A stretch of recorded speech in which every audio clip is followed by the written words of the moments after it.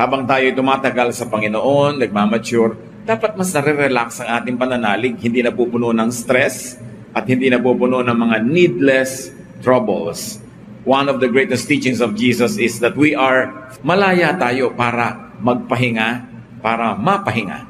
Salamat Panginoon sa kalayaan na binibigyan niyo sa inyong mga anak.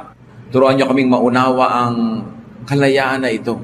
Salamat Ama, aming Diyos, dahil sa pamamagitan niyo anak na si Jesus, maaari kaming maging malaya at makahanap ng kapahingahan. Isang bagay na kailangan ng maraming tao. Kailangan naming lahat. Papagliwanagin niyo po ang aming isip. Turuan niyo kami, kayo ang mangusap.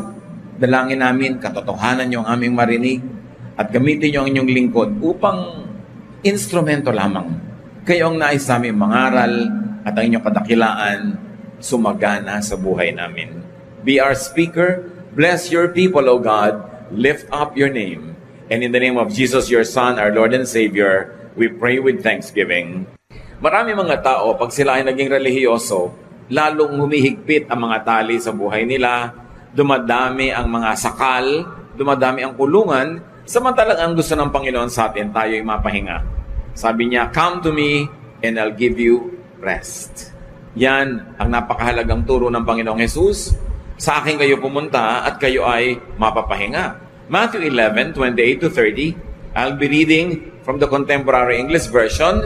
If you are tired from carrying heavy burdens, meaning religious burdens, come to me, not to the religious authorities, and I'll give you rest. Take the yoke I give you, not what they give you. Put it on your shoulders and learn from me, not from them. I am gentle and humble, they are not, and you will find rest. This yoke is easy to bear, and this burden is light, unlike their yoke and burden. We took the liberty to put parenthetic expressions, to put meaning and context to what Jesus was saying. Pero kung sa kanya lang tayo kukuha ng quote, sabi niya, if you are tired from carrying heavy burdens, come to me, and I will give you rest. Take the yoke I give you, put it on your shoulders, and learn from me. I am gentle and humble, and you will find rest. This yoke is easy to bear, and this burden is light. Napakalaking palaisipan sa maraming tao kung anong tinutukoy dito ng Panginoon. Liban na lang talaga i-contextualize natin.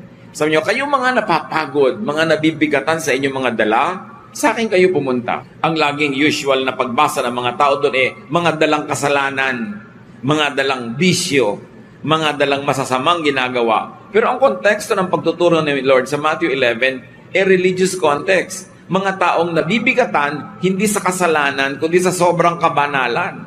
Mga taong nabibigatan, hindi dahil sila nasa sanlibutan, kundi sobra silang relihiyoso.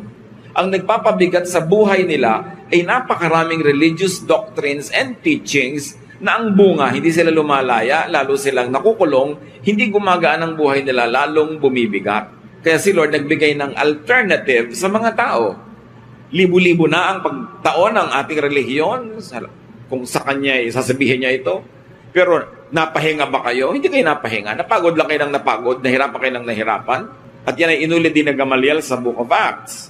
Sabi niya, napakarami nating ipinapataw ng mga batas at mga regulasyones sa ating mga kababayan na hindi naman nasunod ng ating mga ninuno. At tayo din hindi natin nasusunod. So yung pagod na tinutukoy ni Lord sa Matthew 11:28-30, hindi pagod ng isang makasalanan, kundi pagod ng isang relihiyoso. Sobrang pagpapakarelihiyoso niya, nagkapagod-pagod na tuloy ang kanyang buhay. At sabi niya, sa akin kayo pumunta. Kasi nga may ibang pinupuntahan yung nagpapabigat ng kanilang buhay. Yung ibibigay ko sa inyong pasanin, sabi ni Jesus, the religious burden I will give you is light.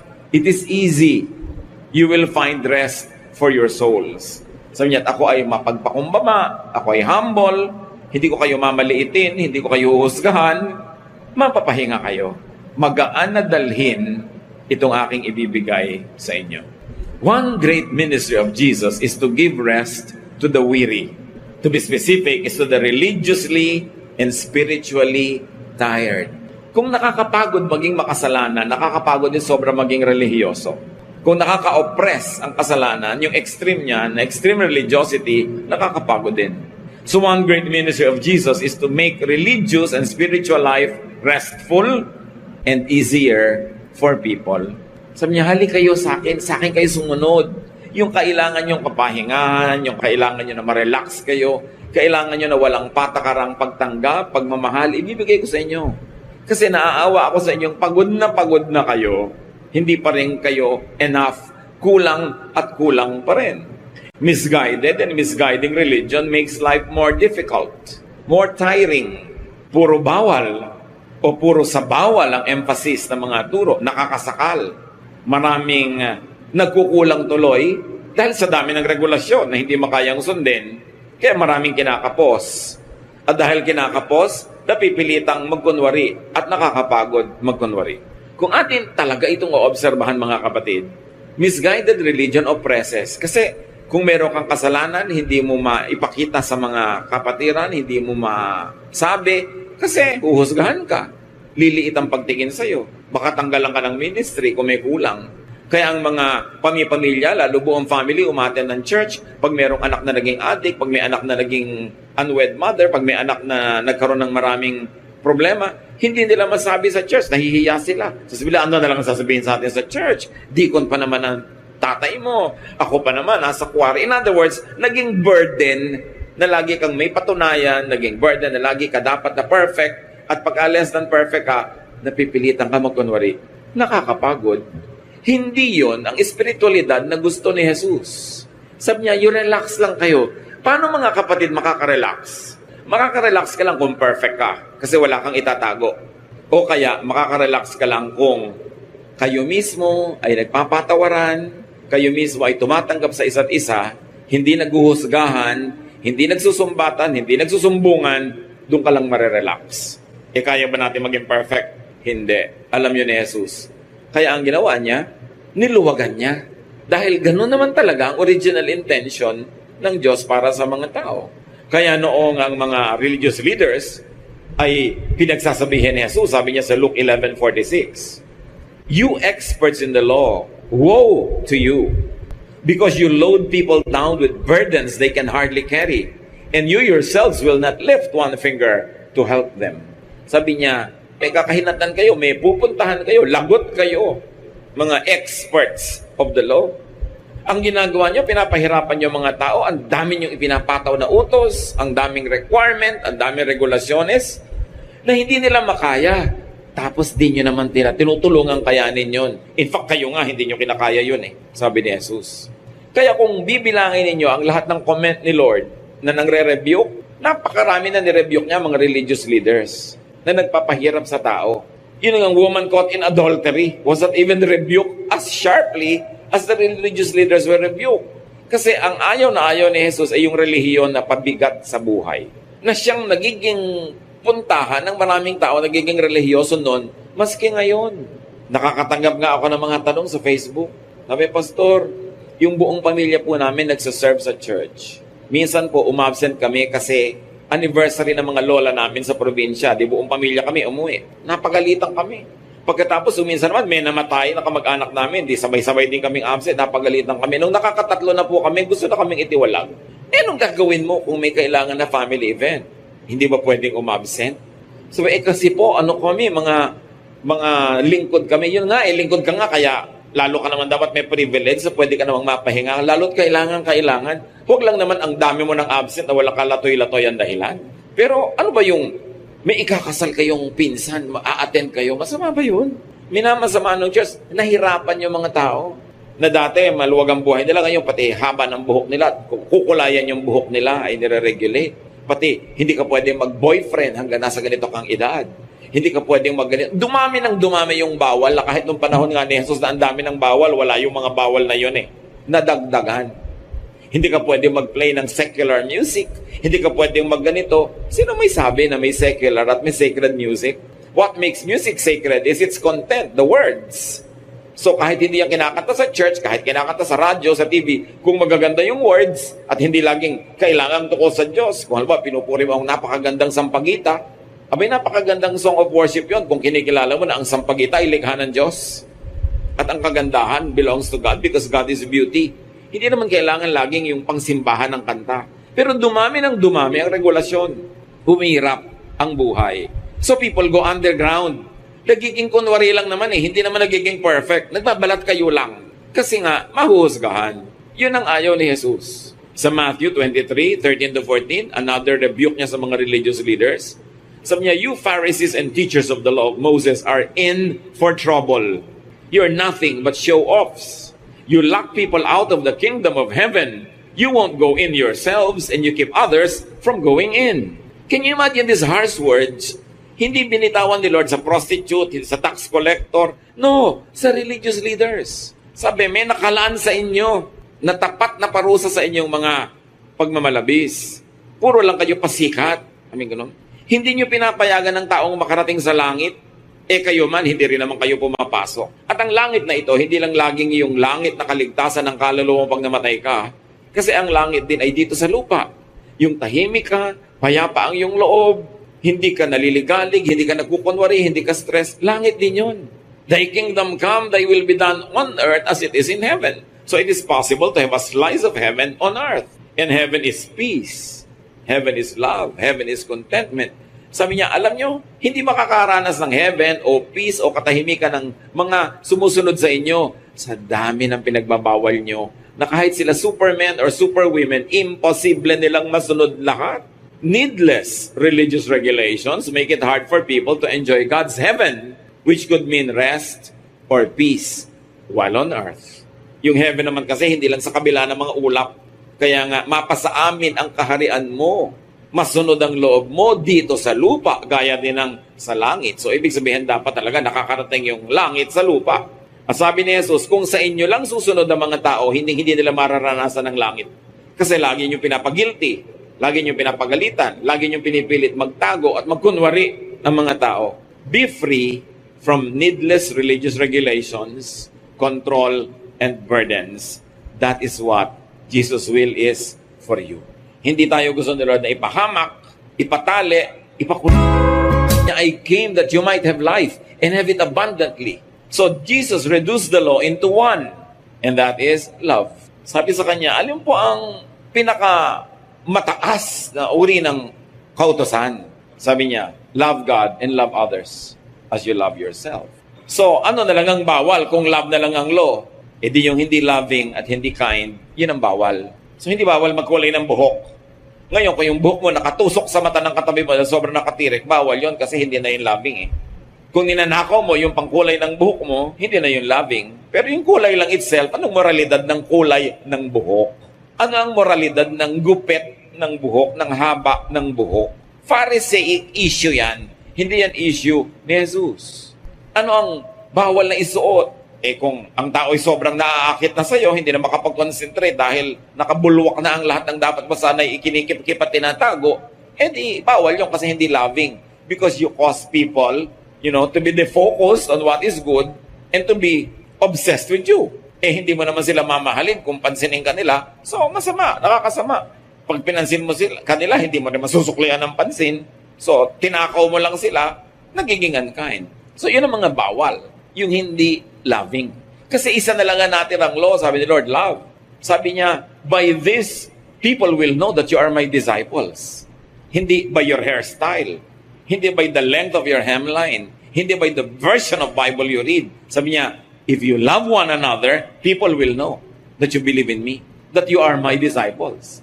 And because you are loving, you'll be ethical, your ways will be considerate, you will be very, very accommodating to people. Yun ang kaisa-isang iniwan ni Jesus na command. Bakit pinaparami ng mga Kristiyano? Bakit pinapadami pa ang pagpapahirap? At sinasabi ni Paul, love is patient and kind. Kung impatient ka dahil sa ang dami mong pinapagawa, pinagbabawal, hindi ka na kind nun, hindi ka na loving. Lalo mo na be-break yung law ni Jesus. Now, freedom from the law means freedom from sin.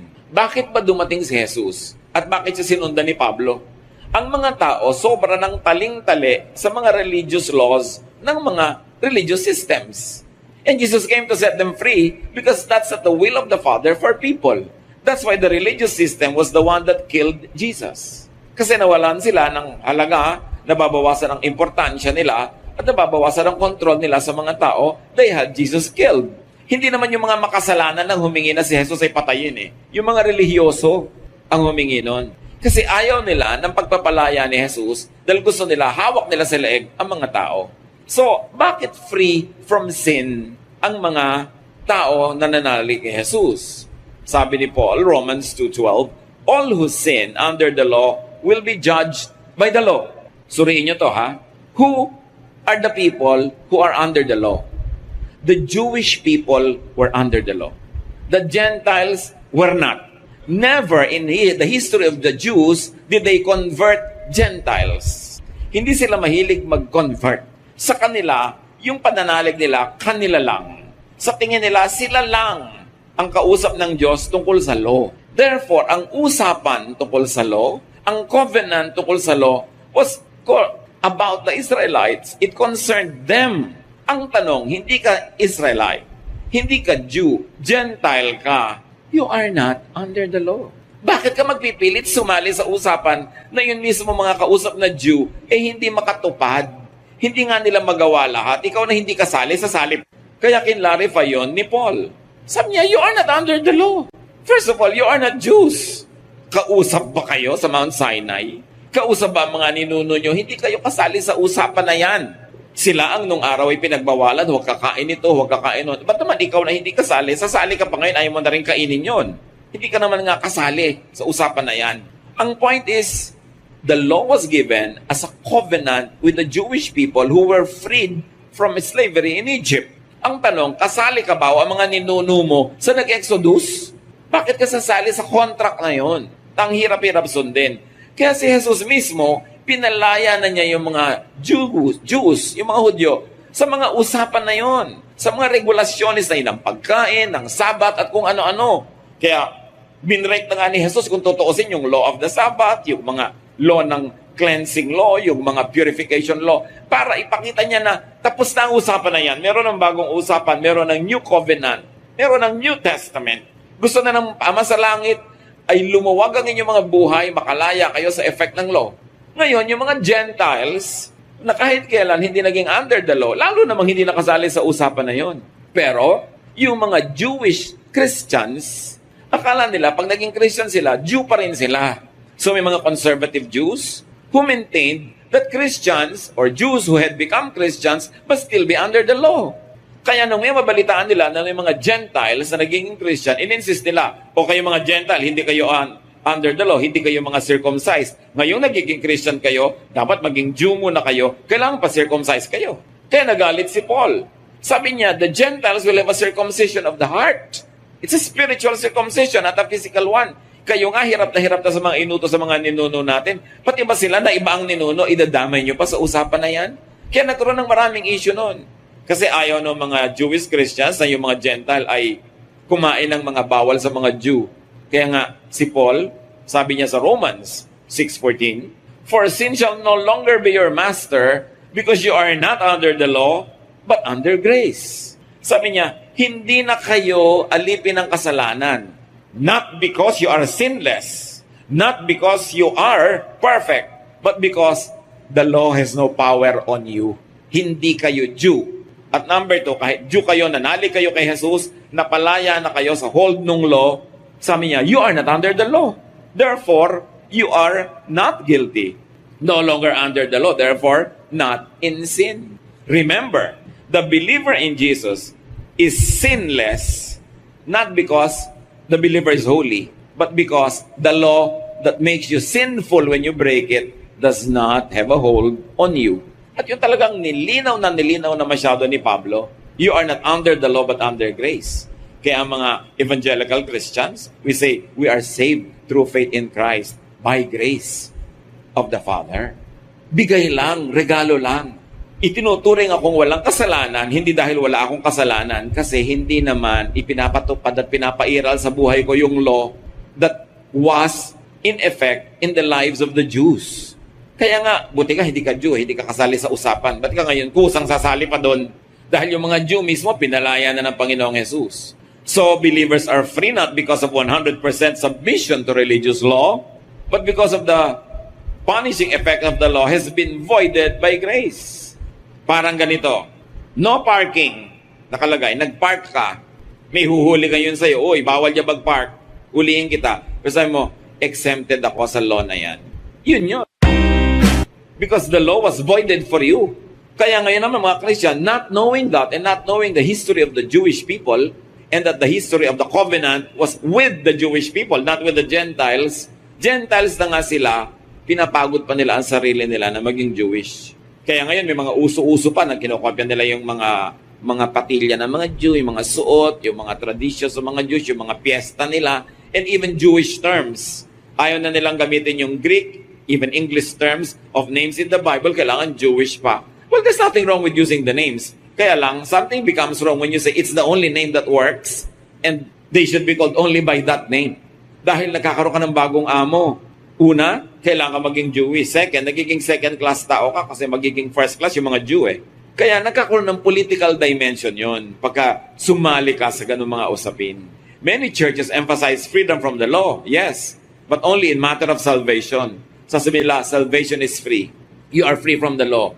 Pero oras na na-save ka na, sinabi mong believer ka na, tatambakan ka na naman nila ng mga bagong laws. So yung pala, sandali ka lang free from the law. But the moment that you accept Jesus and you have become a member of the church, ang dami na namang laws. E di parang deceptive yun. Nasaan yung freedom in the Lord? Nasaan yung gaan? Remember, freedom is not licensed to do anything you like. Because merong law na love. So ang standard mo na lang, is this loving? Will what I do be loving? Pag pagbabawalan ko ba ang pamilya na ito na umabsent, na may event sila sa probinsya, loving ba yun? O gusto ko lang silang laging gamitin sa church, kaya mamatay ang lola nila, ikasalang pinsan nila, o may event. Basta, nandito sila dapat naglilingkod, edi ginawa mo lang silang instruments. Hindi mo sila minamahal. Chinichimay mo lang yung mga tao. Which is really happening in many churches. Ang tingin lang sa'yo, alila. Pag hindi ka na pinakinabangan, pag absent ka na, masama ka na. Wala kang kaluwag-luwag. Natali ka. Galatians 5:1, kaya nanggagalaiti si Paul, sabi niya, it is for freedom that Christ has set us free. Stand firm then, and do not let yourselves be burdened again by a yoke of slavery. Sabi, dati tayo mga slaves ng law, pinalaya na tayo ni Jesus, panindigan nyo yan. Huwag kayong pumayag na may bumawi, magnakaw sa inyo ng kalayaan kay Jesus. Kalayaang magmahal. Kasi hindi nga sila malayang magmahal eh. Utos, pag meron dyan makasalanan, itiwalag nyo, batuhin nyo hanggang mamatay. Hindi ka malayang magmahal. Pag sinabi mong kawawa naman siya, anong kawawa? Utos, batuhin yan. So, ayaw mo matindi, babato ka. Hindi ka malayang magmahal. Pinalaya ni Jesus sa mga tao para maging mapagmahal, maibigin, matulungin. Believers are free in Jesus from needless religious regulation and control. Dapat kayo ngayon sa'yo, self-control, which is one of the gifts of the Holy Spirit. Self-control, hindi control of others. Control by others. Ang tunay na nasa Panginoon, pinamumugaran siya, tinatahanan siya ng Espiritu ng Diyos, siya ang kumokontrol sa sarili niya. Hindi kailangang bantayan, usisain, husgahan. Dahil nananagot ka sa Diyos diretso, hindi ka naman nananagot sa mga tao sa iyong kabanalan o kasalanan. Bakit sila ba ang namatay para sa iyo sa krus? Kaya mahalagang maunawa yun ng mga tao dahil nandito na nga at namatay ang Panginoon para tayo palayain, pero maraming pumapayag pa na hindi sila maging malaya dahil akala nila yun ang tama. Kaya si Paul nagagalit doon sa mga Judaizers, yung mga conservative Jewish Christians na ipinipilit nila sa mga Galatians, sa mga tao sa Galatia, na maging Hudyo kayo kung gusto niyo maging Kristiyano. So niya, hindi na kailangan. Pinalaya na tayo. So importante yan, that if you're a Christian, if you're in the Lord, be free. Remember, not to be abusive, not to be licentious, but be free. Malaya ka. Lagi ang mga tao itatanong, pwede ko po bang isuot ang ganitong kulay sa church? You're free. Pero sana huwag naman kayong masilaw at mabulag dahil nung makita ka namin ay sobrang kang maliwanag, nadapa na tuloy kami dahil nasilaw na kami. So hindi na loving yun, di ba? Pwede po ba akong ganito? Pwede bang mag-birthday? Pwede bang maglagay ng Christmas tree?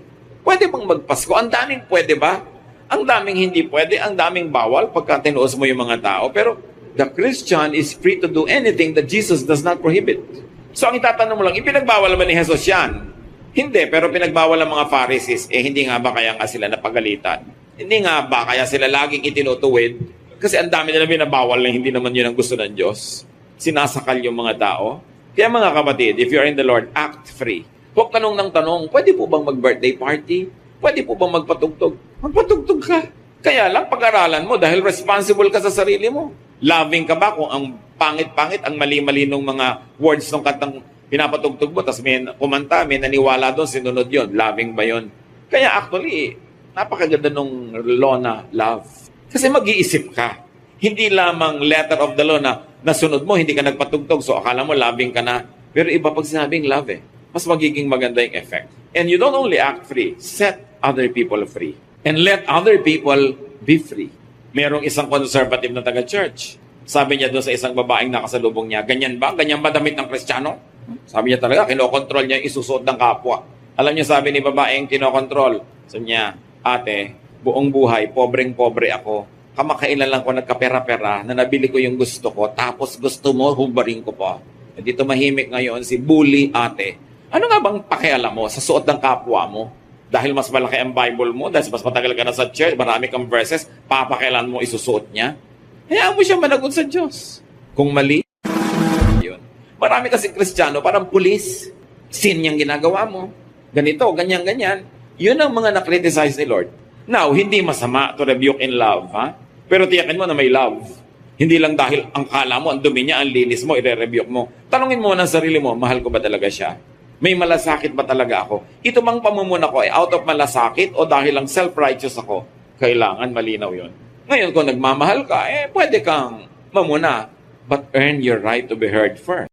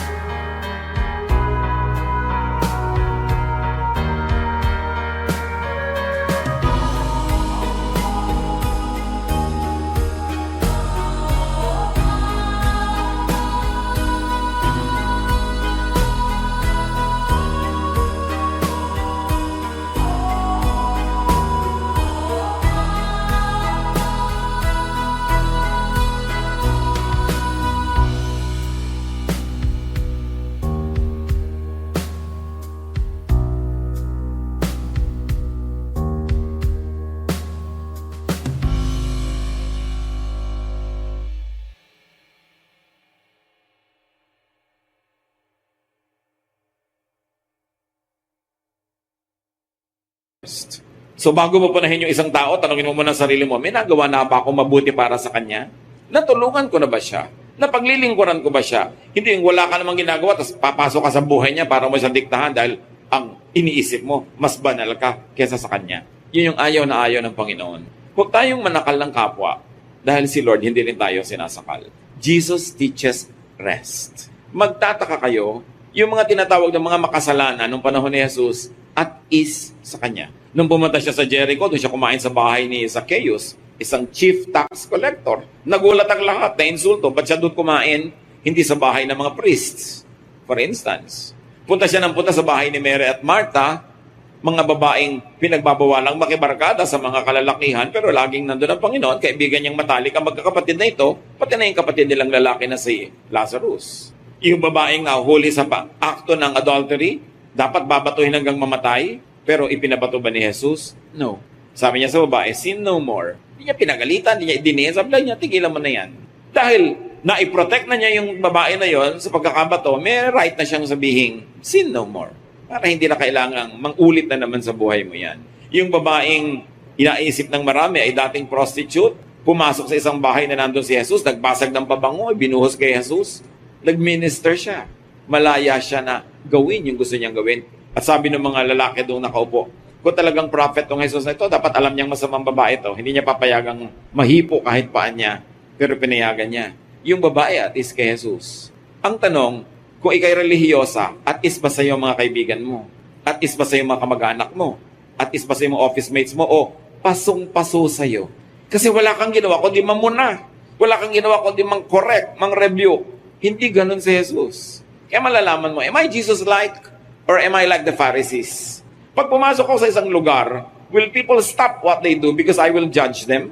Or will they just go on because they are relaxed? Ang layo ng mga Kristiyano kay Kristo. Kaya si Mahatma Gandhi, sabi niya noon, I have no trouble with Christ. My trouble is with Christians. Kasi para talagang hindi nare-reflect ng mga Kristiyano si Jesus. Ang nare-reflect nila yung mga Pharisees and priests of old Israel. Now, Jesus teaches rest. So do not follow religions that exhaust you. Hindi si Jesus ang nangunguna doon. Do not impose regulations that make people fail. Bakit sobra mong tataasan ng standard para magbagsakan ng lahat? Help people succeed. At lalong-lalo kung hindi ka na nga Jew, huwag ka nang makisangkot sa mga usaping Jewish. Pinalaya na nga sila. Ikaw na hindi kailangan yung pagpapalaya na yon, sasali pa. Pag nagbabasa kayo mga kapatid ng mga verses, Old and New Testament, ang laging salaan si Jesus. Yung salaan, alam nyo, di ba, pag may ibinuhos ka doon, dapat lalampas yung mga lalampas, yung maiiwan, puwera. Ganun din. Salain nyo kay Jesus ang mga utos, ang mga katuroan. Pasado ba to kay Jesus? Gusto ba nito Jesus? Kasi kung hindi papasa kay Jesus, kasali na yun sa mga nabura. Loving ba to? Talaga bang hindi ako pwedeng kumain ng hito? Hindi ba ako pwedeng kumain ng tuna kasi walang kaliskis? Ano bang sinabi ng Panginoon tungkol sa pagkain? Sabi niya, hindi mahalaga kung anong pumapasok sa bibig ng tao. Ang mahalaga kung anong lumalabas sa bibig, mga salita. Diyan ka mahuhusgahan. Hindi sa pumapasok. So, yung mga tungkol sa pagkain na yon, lampas na. Pinawalang bisa na ni Jesus. Ngayon, yung mga iba ang hilig-hilig sa ibang ka-istriktuhan ng Leviticus, kaya pagpipilitan nyo ang isa doon, sundin nyo lahat. Huwag kayong gagalaw pag Sabado dahil pinagbabawal yon. Huwag kayong uupo sa mga bus dahil baka may umupo doong babae nagme-menstruate, unclean yung silya na yon.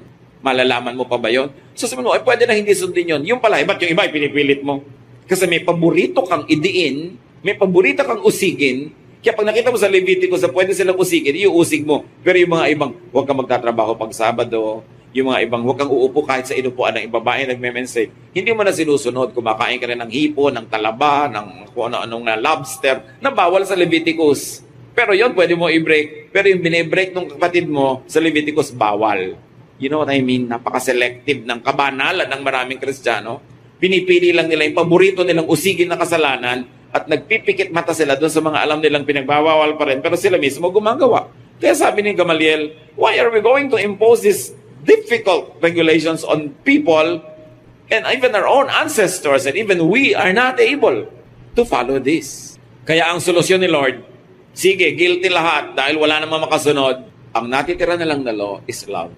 Kailan kaya natin makikita sa Christian churches na nagsasabing sila ay Jesus-based, Jesus followers, na talaga umiiral yung kay Jesus na batas na love.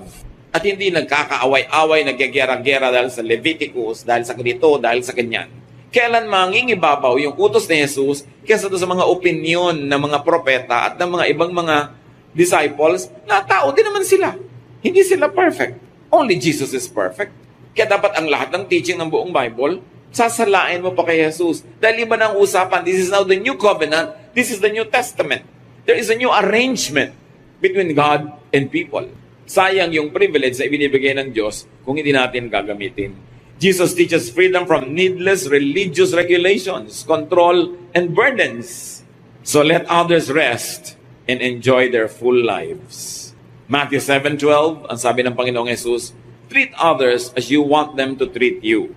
This is what the law and the prophets are all about. Ang dami-daming law ng prophets, ang dami-daming law nila Moses, pero sabi ni Lord, ganito na lang yon: love others as you would like to be loved. Treat others as you would like to be treated. Yun na ang law. Doon na lang kayo mag-focus. Yun ang inyong ipamuhay. Matatahimik kayo at papayagan yung ibang matahimik din. So sa darating na bagong stage ng ating spiritual life, bagong level ng maturity, be more Christ-like. Let the love of Jesus prevail in our lives. Salain ang mga teaching na hindi papasa sa love ni Lord at ang ating unahin at tupagin yung pag-ibig na itinuturo ni Jesus. Hindi lang tayo ang marerelax. Lahat ng tao sa paligid natin marerelax at lalo magiging kaakit-akit sa kanila na sumunod kay Jesus.